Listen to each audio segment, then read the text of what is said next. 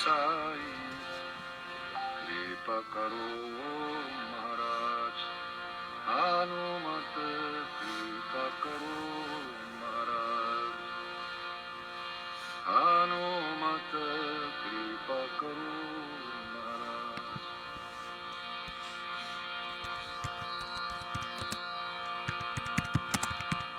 विनय भावले द्वार पे आया विनय भावले द्वार पे आया नाथ संहारो काज हनुमत जय जय हनुमान गोसाई कृपा करो महाराज हनुमत कृपा करो महाराज धन में तुम्हारी शक्ति राजे मन भक्ति से दीना धन में तुम्हारी शक्ति राजे मन भक्ति से दीना जो जन तुम्हारे शरण में आए दुख दर्द हर Leena Hanumat.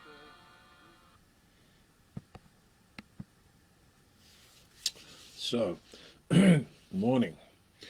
This morning we are continuing in the theme of trying to figure out who am I?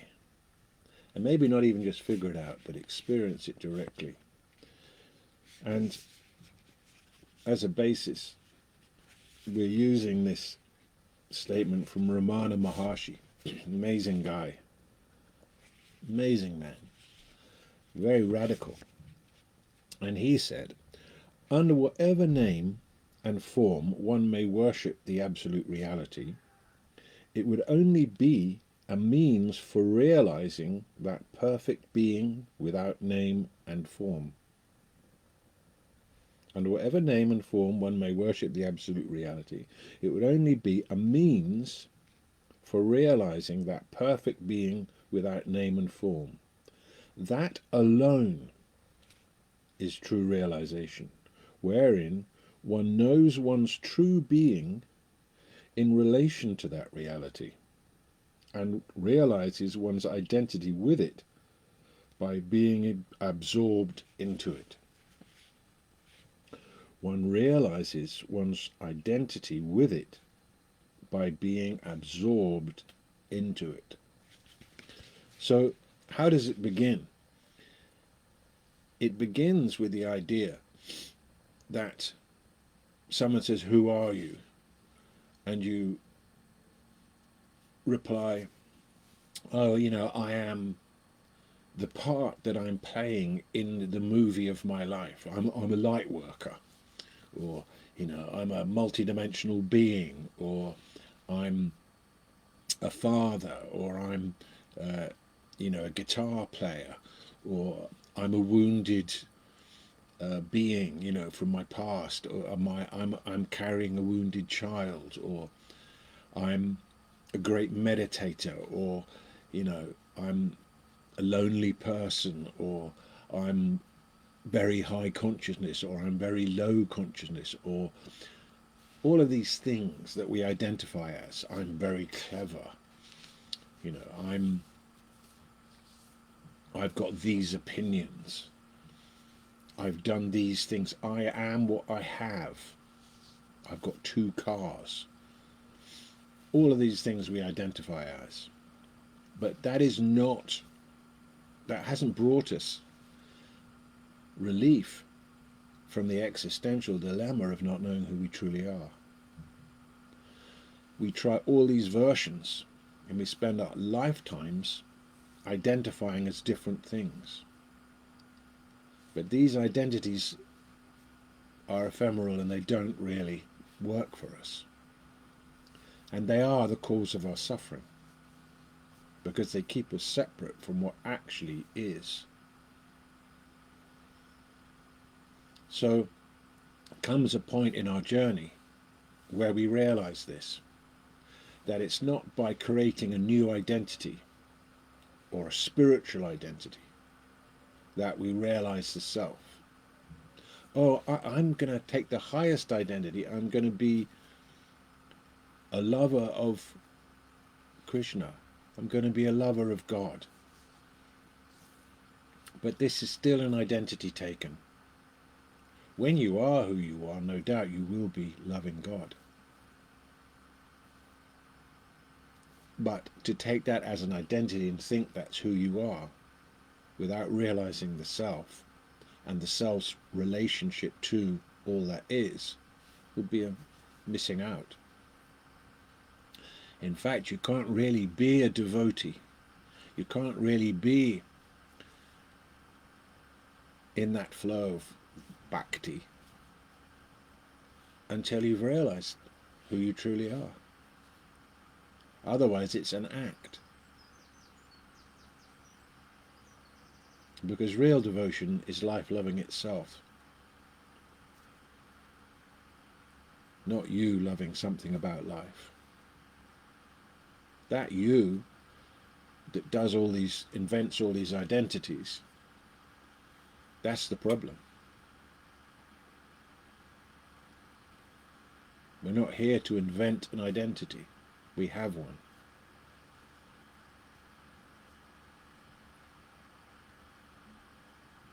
So can we take a step back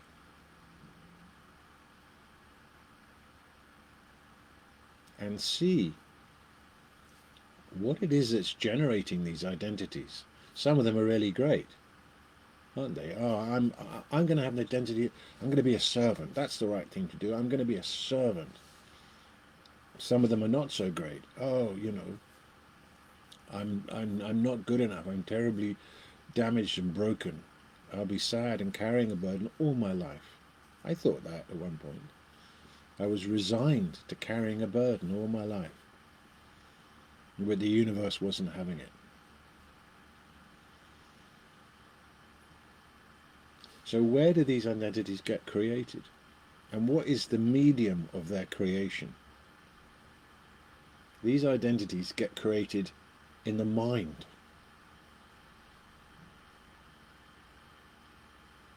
They're constructs.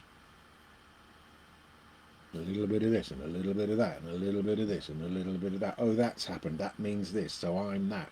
Oh, that happened, so that means this and I'm that. And go on and on and on and on and on. Now I've done this, I'm not that so much anymore. And so it goes on. But it all happens in the mental realm. We could call it the psychological self, which we build through the interpretations we give and the meanings we create to things that happen to us and the observations we make. You're constantly, part of the hell realm is really a place where you're constantly psychologically self-assessing.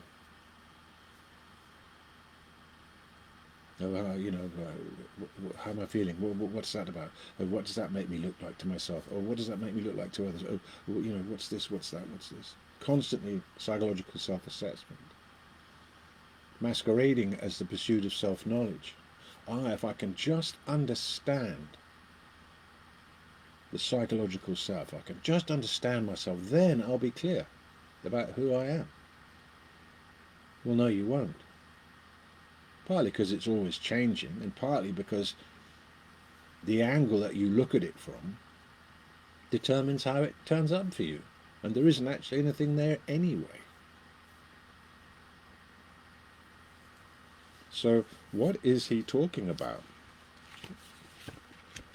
when he says, that alone is the true realization wherein one knows one's true being in relation to that reality and realizes one's identity with it by being absorbed into it.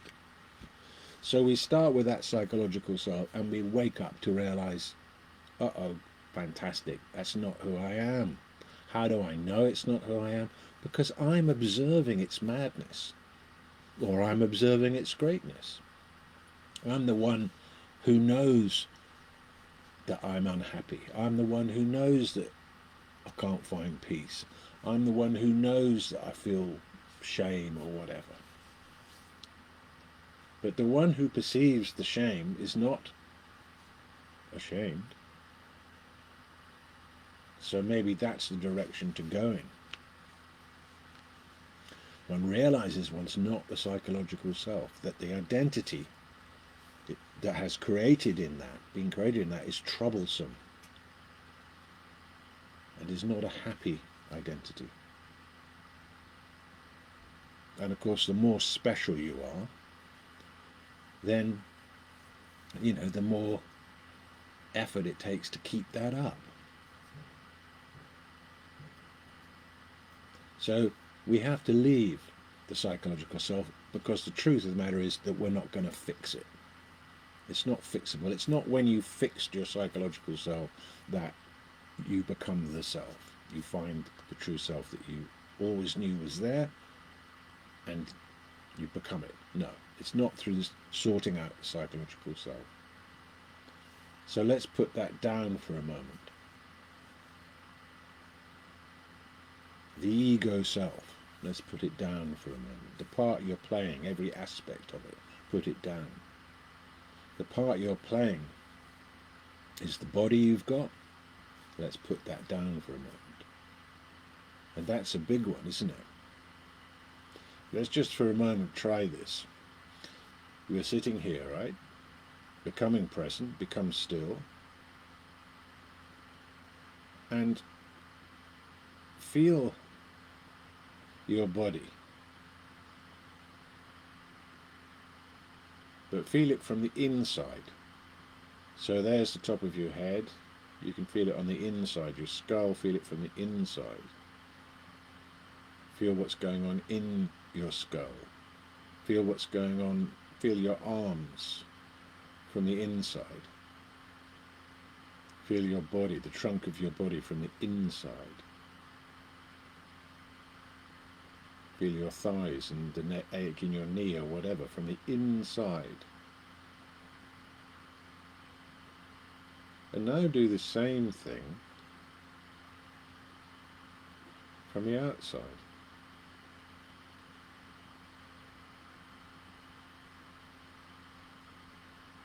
Maybe you feel the temperature on your hand. Feeling the outside of your body. The inside, the outside.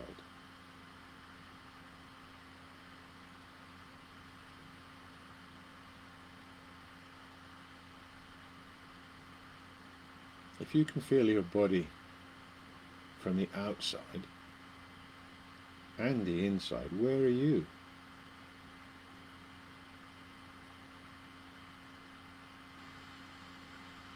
Can you, in this moment, clearly see that you are not the body? You're housed in it.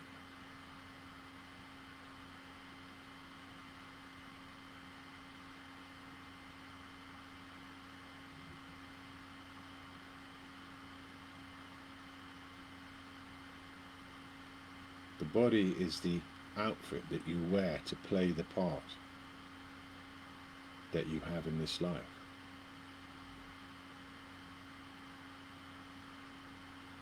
Governed by what's gone before and choices you make coming from that. But let's go beyond the body now.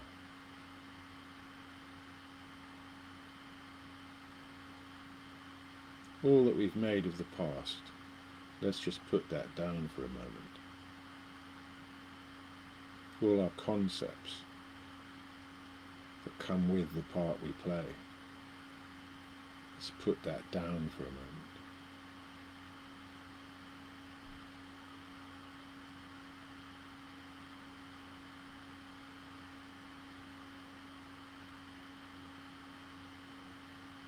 The senses, our eyes, our ears, that which feels the sensations in our body, they all work automatically.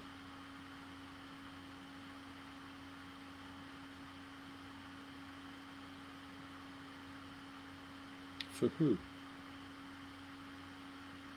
What do your senses report to?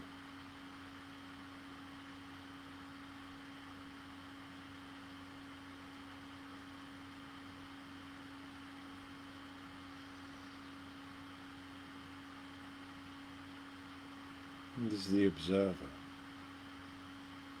Something observes the different consciousness states.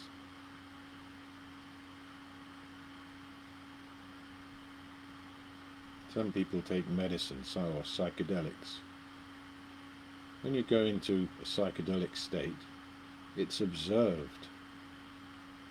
Does the observer get high? When you take alcohol and go into a low state,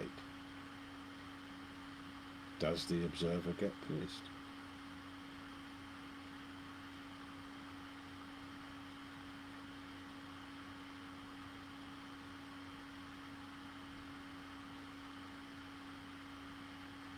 So the observer, the witness, is one's identity. And then we go a stage further. That alone is the true realization, wherein one knows one's true being in relation to that reality. So there is the observer still has the sense I, which gives you a sense of being a being.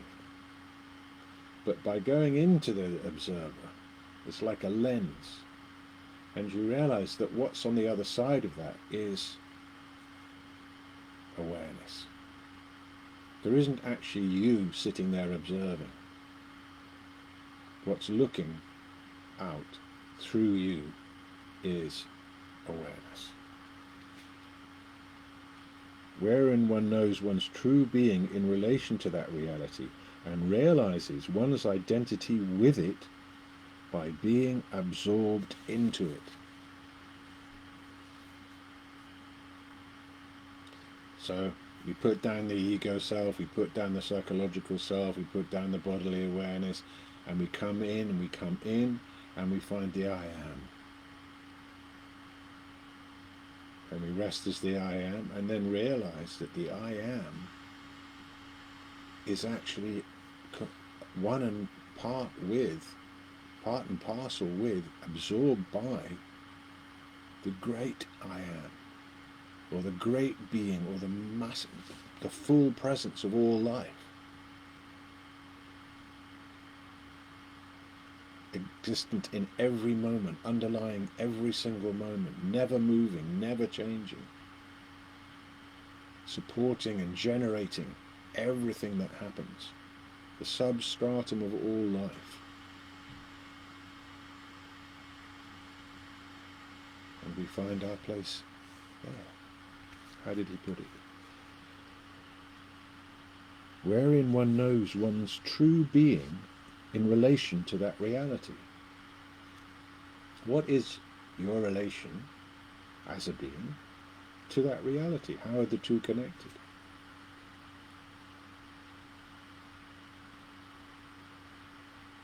How are you connected to that one perfect being? On the level of experience, where does that take place?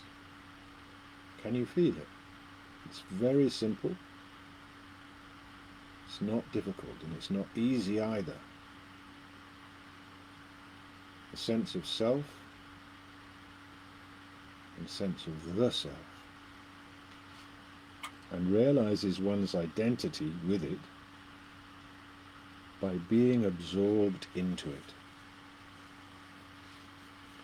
So he got as far as the witness. The ego identity put down, the psychological identity put down, and just pure witnessing.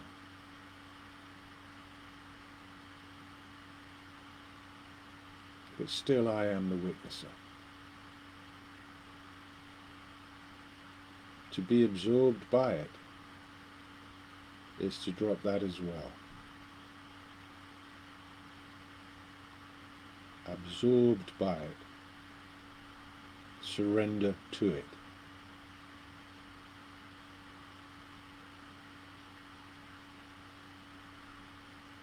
No commentary necessary.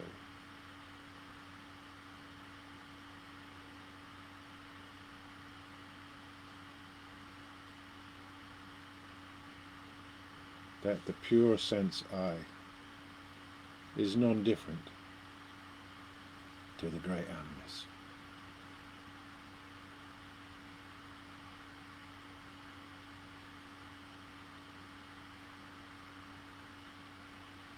So let's read it again and see.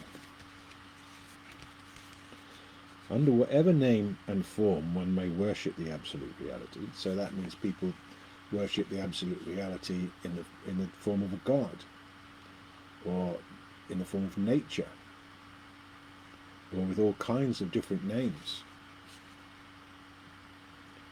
Under whatever name and form one may worship the absolute reality, it would only be a means for realizing that perfect being without name and form. This pure presence, this suchness, this awareness is beyond. It has no form, yet all forms appear within it.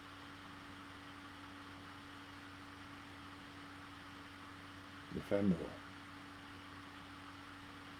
transparent,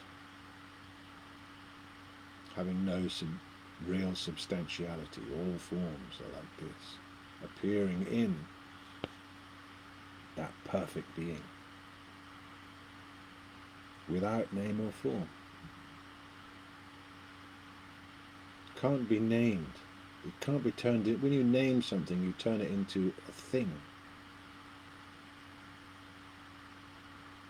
But it's not a thing separate from other things.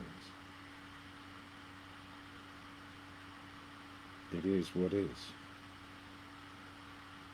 That alone is true realization, wherein one knows one's true being in relation to that reality, and realizes one's identity with it by being absorbed into it.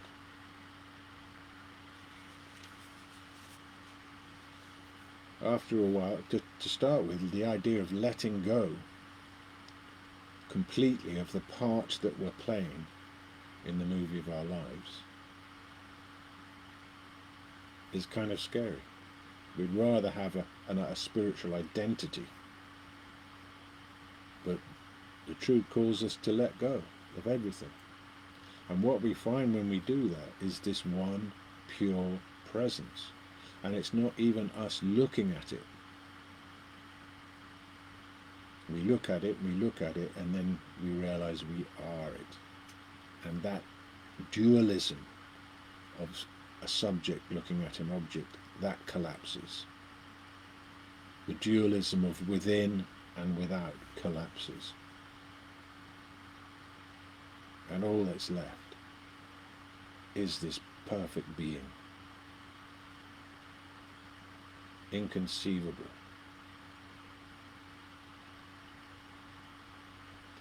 And the most perfect life unfolds when we flow as that, not clinging to a psychological sense of self, not clinging to a historical sense of self, not clinging to a functional sense of self, what I do, but just releasing all clinging and all craving, and floating free and boundless.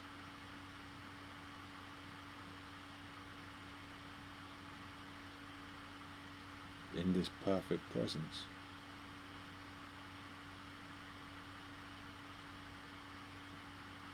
And there's an amazing dance. Atman Paramatman. I am that I am.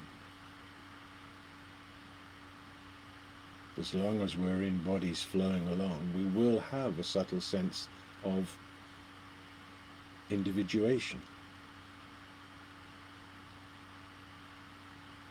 But that gets subtler and subtler and subtler, and at moments completely dissolves. So that all that there is the shoreless ocean of pure presence and peace. silence, compassion, and love.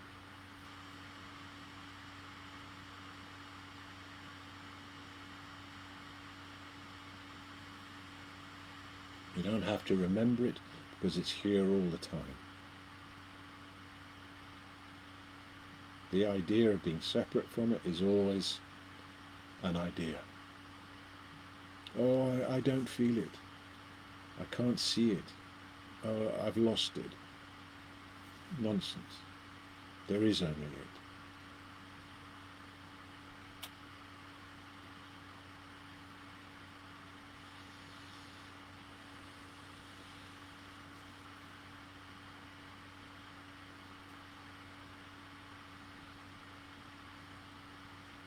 To be absorbed by it. The opposite of that is the extreme sense of separation and isolation that is generated by identifying as an ego. The ego separates us, isolates us, and the recognition of the self completely dissolves us into a fullness.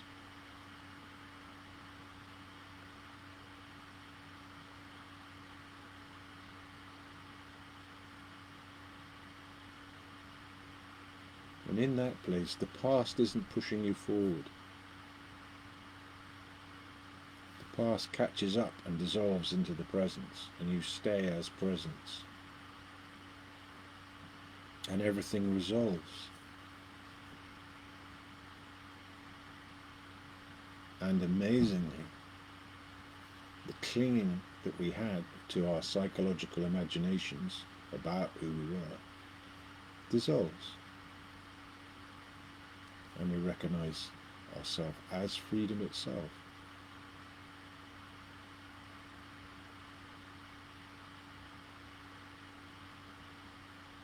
It's something that we get one beautiful morning. And then we get it again, and then we get it again, and then we get it again.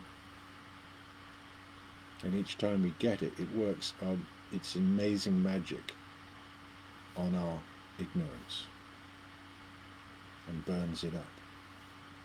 Doesn't fill it with new concepts. Fills it with what already is there. That was too subtle for us to see because we were so grossly involved in our psychological thinking.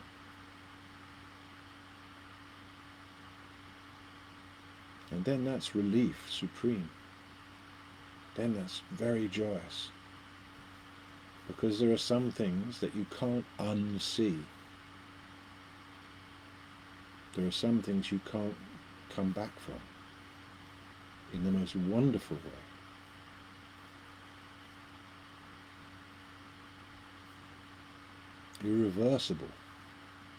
Irreversible seeing of what is.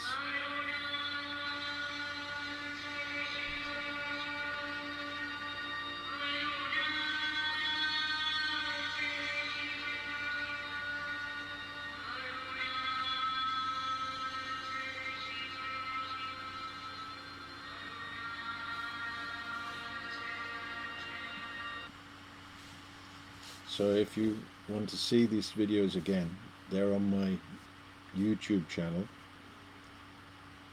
Timian Talks. If you want me to speak about anything specifically ever, I do these every day, then please write and ask. I also offer one-to-one encounters in real life or on through this medium. And they're by donation basis. They last about an hour and can be helpful. So, have a wonderful day.